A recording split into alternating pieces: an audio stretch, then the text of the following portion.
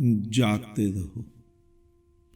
अक्सर तुम में से लोग आते हैं, संसारिक लोग, वो ये प्रश्न करते हैं कि हम सुखी कैसे होंगे, हम सुखी कब होंगे।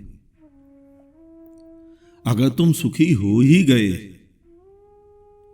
तो दोबारा उस सुख की तलाश में अपने अपने धर्म स्थल, अपने अपने धर्म गुरुओं के पास क्यों जा रहे हो?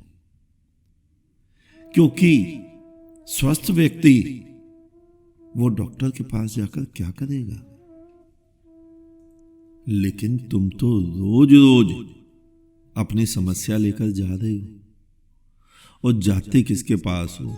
मूढ़ों के पास, जो बेचारे स्वयं ही अपनी समस्याओं को नहीं सुलझा पा रहे हैं।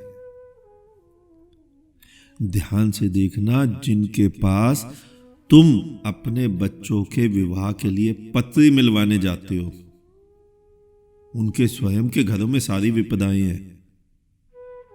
जिनसे तुम सुखी होने के उपाय पूछते हो, वो पहले ही घोषणाएं करे फिरते हैं कि संसार माया है, संसार असार है, क्षणभंगुर है, दुखाल्यम है।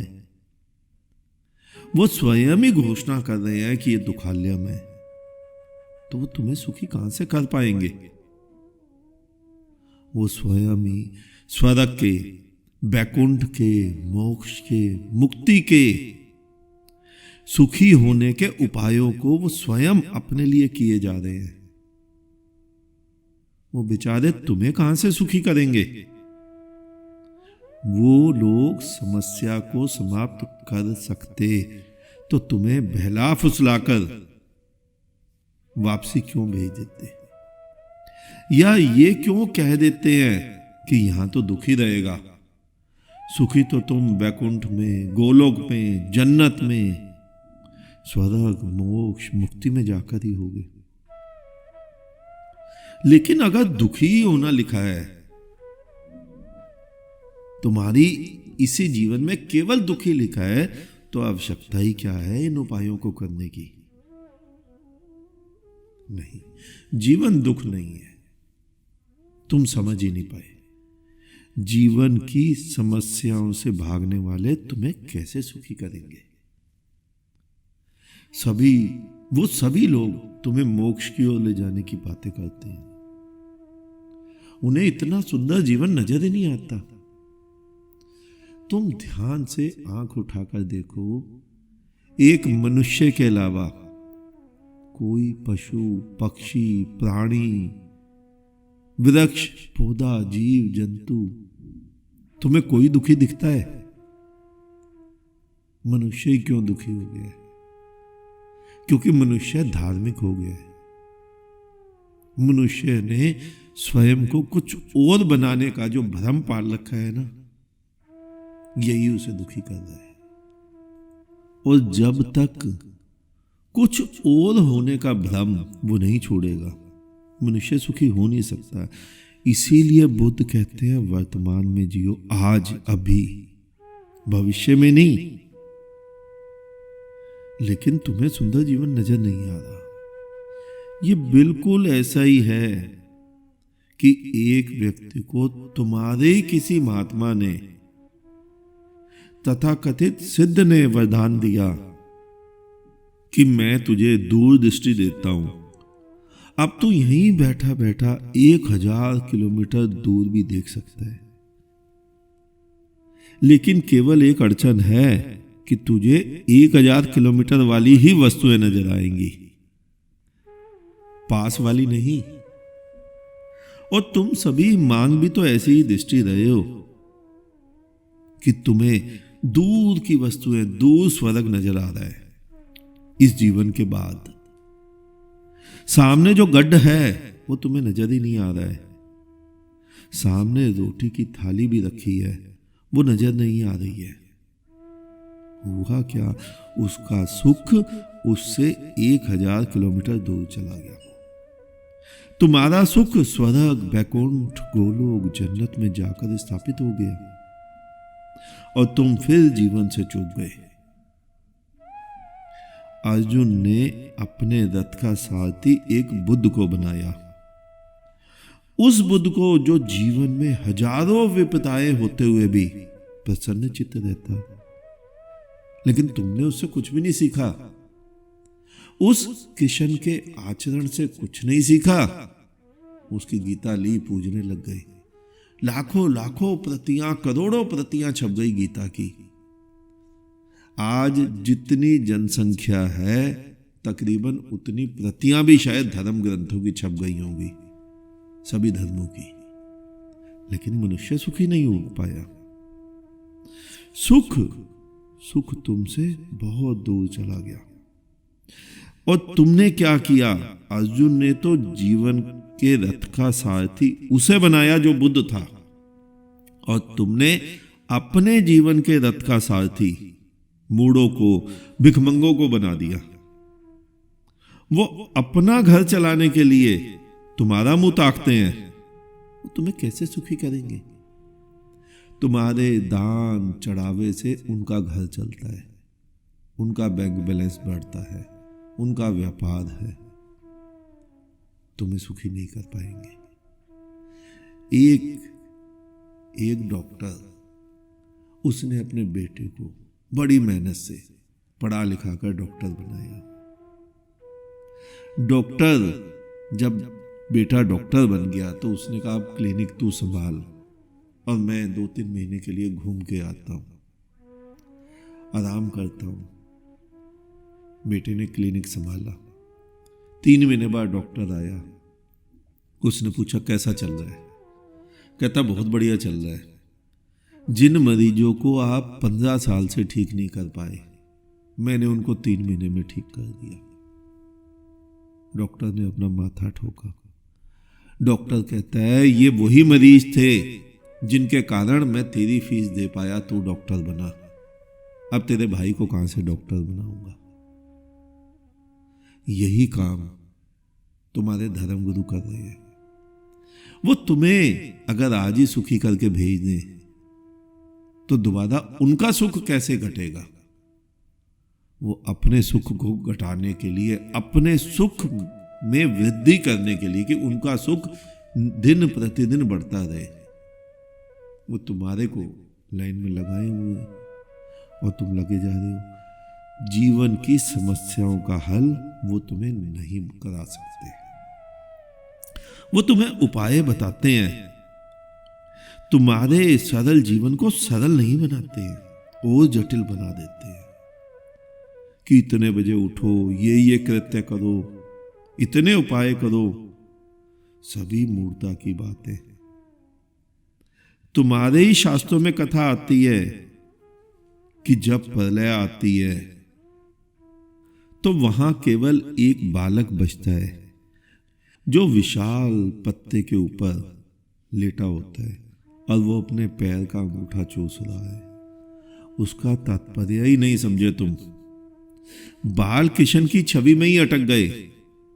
उस कथा का तात्पर्य केवल इतना ही था कि वही व्यक्ति आनंद मगन रह सकता है, मस्त रह सकता है, जो प्रकृति के साथ अपना तारतम्य बिठा लेता है।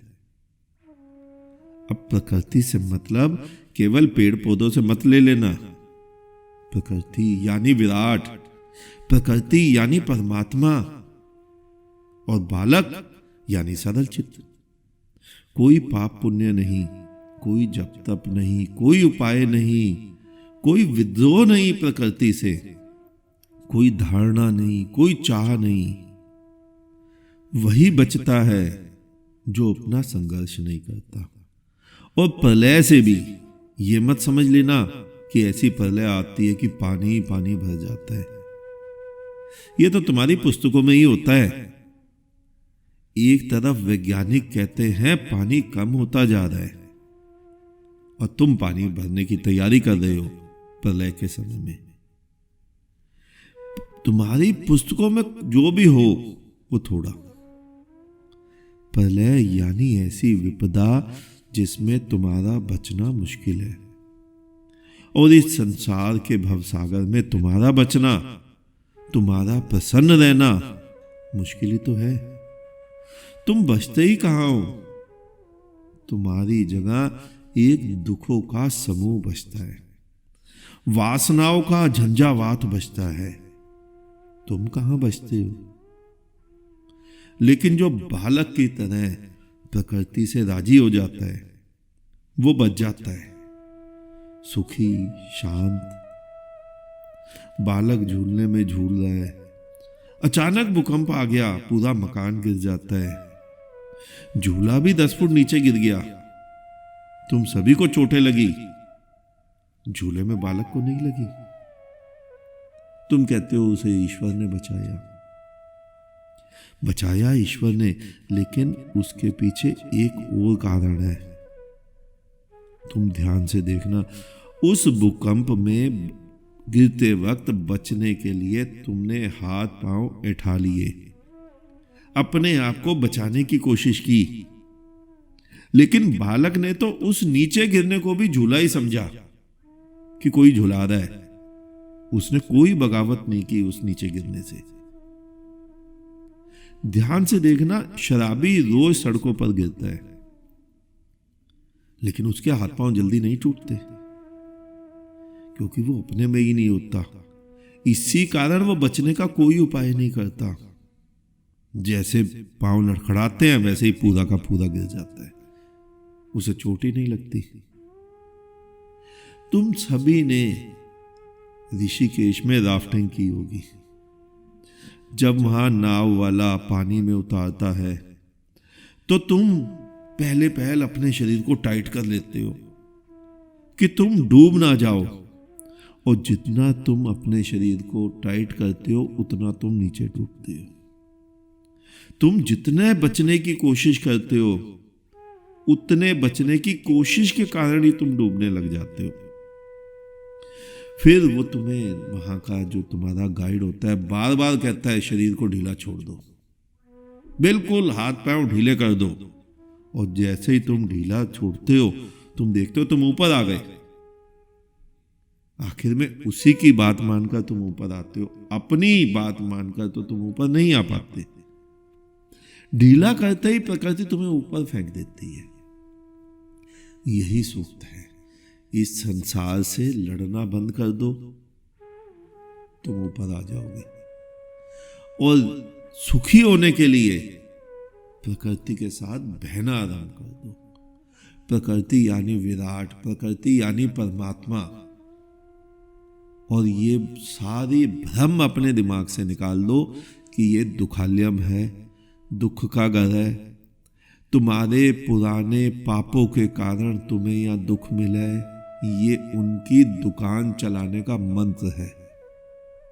तुमने कोई पाप नहीं किए, तुम परमात्मा की छवि बनकर आए हो।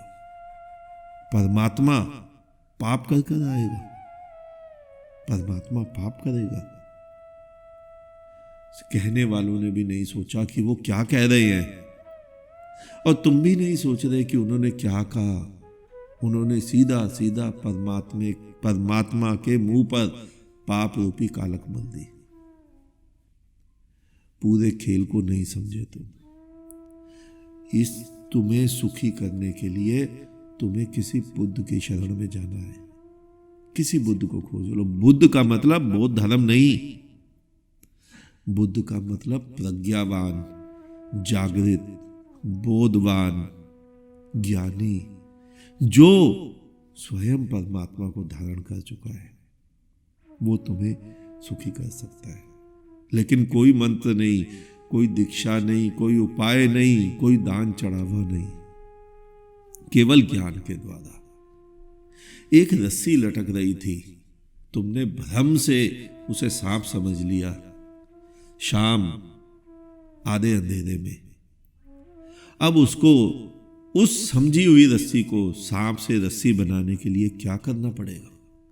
कौन सा मंत्र, कौन सा तंत्र, कौन सा हवन, कौन सी नमाज, कौन सी अरदास? कुछ भी करो कुछ नहीं होगा। एक ज्ञान रूपी दीपक जला दो, छोटा सा दीपक जला दिया जाए और तुम्हें दिखा दिया जाए कि ये रस्सी है। वो हमेशा के लिए वो रस्सी हो गई। अब कोई उपाय काम नहीं करता, केवल ज्ञान, दीपक, तुम्हारे भीतर का दीपक। आज इतना ही, शेष किसी और दिन। अंत में चारों तरफ बिखरे फैले परमात्मा को मेरा नमन। तुम सभी जागो, जागते रहो।